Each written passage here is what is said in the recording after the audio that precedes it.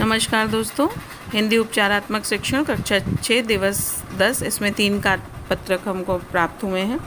तो ये पहला कार्यपत्रक है जिसमें एक कहानी अधूरी छोड़ी गई है और कुछ चित्र दिए हैं। बच्चों को उस चित्र के आधार पर कहानी बतानी है। प्रस्तुत कार्यपत्रक में जो लर्निंग आउटकम आएगा वो है कि अधूरी कहानी को बच्चे पूरा करेंगे या चित्रों को देखकर बच्चे कहानी बना लेते हैं, या सुनी हुई कहानी या स्वयं मन से। तो मैंने ऐसा ही किया, मैंने बातचीत के द्वारा उनको कहानी सुनाई, फिर दूसरा फिर एक चित्र दिया और बच्चे कहानी बना लेते। चलो एक कहानी सुनाते हैं, ठीक है। एक कौवा था, वो ऊपर बैठ के काँव काँव कर रहा था, ठीक है। लेकिन उसके मुंह में अचानक उसको एक रोटी मिल गई। तो वो रोटी जो है मुंह में दबाया था, तब तक उधर से एक लोमड़ी गुजर रही थी। उसने देखा कौवे के मुंह में रोटी, और वो सोची कि लोमड़ी तो चालाक होती, सोची कैसे इसको पाए। तो मालूम है क्या बोली कौवे से? कौवे तुम्हारी आवाज, कौवे कैसे हो मित्र? तो कुछ बोल नहीं रहा था, उसने सिर हिला दिया। उसने कहा तुम्हारी आवाज बहुत सुंदर है। तो कुछ बोल नहीं रहा है। अब बताओ कौवे की आवाज अच्छी होती है? नहीं होती ना, मतलब वो बोलते तो एकदम काँव काँव, एकदम गंदी सी आवाज होती है। लेकिन अब उसको उसकी रोटी चाहिए थी लोमड़ी को। तो उसने कौवे से कहा तुम्हारी आवाज बहुत अच्छी है, एक बार तुम्हारा गाना सुनने का बड़ा मन हो रहा है। तुम्हारे जैसा गाना तो कोई सुनाता ही नहीं है। कौवा एकदम खुशी से फूले न समाये। उनको ये लग रहा था कि मैं सचमुच में बहुत अच्छा गाना गाता हूँ। इतने वो बेवकूफ थे। आदमी को अपनी जानकारी तो होती ही है ना कि हम कैसा बोलते हैं या कैसा क्या करते हैं, ठीक। और कौवा इतना खुश हो गए, इतना आत्ममुग्ध हो गए कि वो आ करके गाना शुरू कर दिया। और जैसे ही आ किए वैसे ही रोटी गिरी और लोमड़ी रोटी लेके भाग गई। समझ में आया?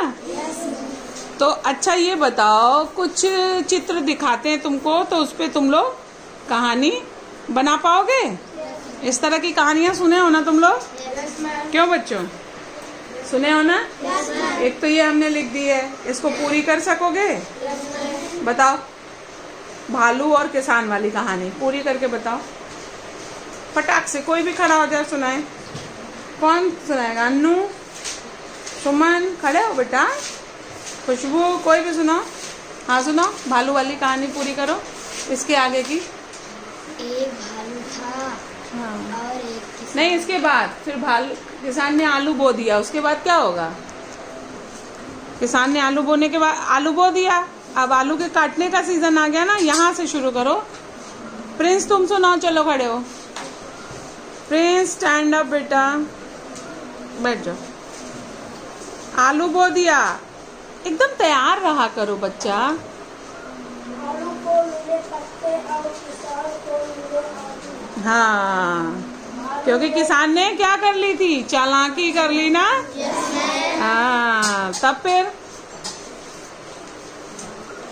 भालू ने चिढ़कर बोला, अब की बार जो फसल होगी उसके नीचे की फसल मेरी और ऊपर की तुम्हारी। किसान ने इस बार गन्ना बो दिया। हाँ, अब तुम अमन इसके आगे का सुनाओ बेटा, बैठो। गन्ना बो दिया जब, तो क्या हुआ?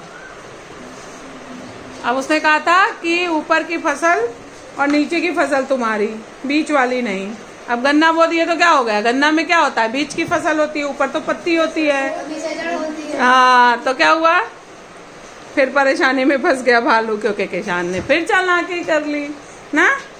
अगर चाहते तुम लोग तो इस कहानी को, वैसे तो आप लोग पढ़े हो ना कब किसी क्लास में, अगर इस कहानी को हम दूसरी तरह से बनाना चाहें तो बना सकते हैं ना। किसान और उल्टा बना दो, भालू ने ऐसा बो दिया, किसान ने ऐसा कर दिया ना, ये भी कर सकते हैं। या कोई और कहानी भी बना सकते हैं, क्यों बना सकते हैं। अब ये कुत्ते वाला चित्र देखे, अब कुत्ते वाली कहानी कौन सुनाएगा हमको? श्लोक सुनाओ फटाक से। बनाए हो? बताओ, खड़े हो जाओ। श्लोक। हाँ,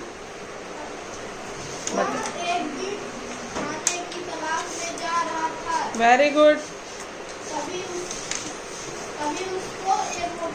अब आगे का आप सुनाइए। लकी, खड़े हो जाइए बेटा। हाँ, सुनाइए। वो रोटी उठाकर आगे चल पड़ा। चलते चलते पानी के पास पहुंचा। बस अब सुमन आप बताइए, खड़ी हो जाइए। पानी के पास पहुंचा तो क्या हुआ? चलो आप सुनाओ खुशबू।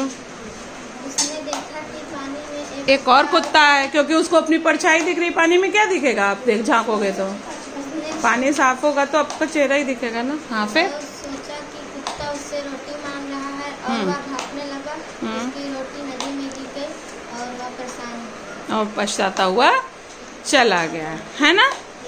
ठीक है ना। अब ये जो एक और चित्र है तीसरा वाला, ये हम आप लोग को होमवर्क में दे दे रहे हैं। हाँ, व्हाट्सएप पे डाल दे रहे हैं, आप लोग होमवर्क में करके लेगा। ठीक है, चलो। इस तरह आप देख रहे हैं कि बच्चे बहुत आसानी से सुनी हुई कहानी या अनसुनी कहानी को आगे बढ़ा सकते हैं। और ये तीसरा कार्यपत्रक था जिसको मैंने होमवर्क के लिए दे दिया था। चित्र के आधार पर ही बच्चों को कहानी बनानी थी। तो इस तरह से 2 कार्यपत्रक विद्यालय में करवाकर एक होमवर्क के लिए भी हम देख सकते हैं।